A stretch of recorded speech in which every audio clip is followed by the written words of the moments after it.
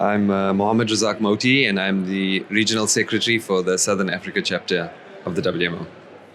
So tell us a little bit about what WMO is doing in Southern Africa at the moment. So in Southern Africa, we have a lot of projects that are ongoing. A lot of the zakat collections goes to supporting people who are eligible for zakat in a range of issues, whether it be assisting with their daily requirements of food or rent or education. That's the basics, and as well as all of the different projects that have been launched by the main body, we've also taken them on, such as the food bank project.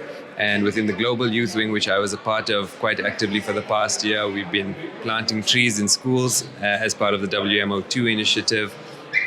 We had crypto webinar and facilitating paddle tournaments to bring the community together, amongst other things. That's just a tidbit of what we do. So in South Africa especially, you're working within a country where the crime rate is very high.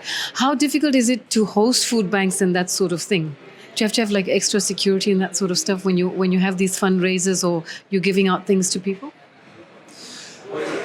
So generally, when doing charity work, it's not like we roll up with a whole bunch of security. No, I'm not actively involved in the food bank. That occurs in a city that's a little bit further away from me in Durban.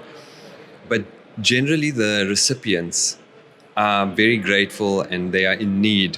And so it's not like we are going to become victims of crime, because even the criminals can see that the work that we are doing is benefiting the community as a whole. So that is generally, a crime is not a consideration for us when dispensing of our charity. Of course, everyone takes their precautions and we have to continue to do that. But so far that has never been an issue, and inshallah it never will be. And, Mrs. Manikbal was talking a lot about the focus on education. You've worked with the youth wing. How do you see that going forward? I mean, vocational training centers lean on traditional skills. Do you agree, especially since you're a professional, that you now have to introduce like artificial intelligence certifications or technology in these training centers? Definitely. I think the way the world is working, we do need to introduce and embrace AI where it can be beneficial.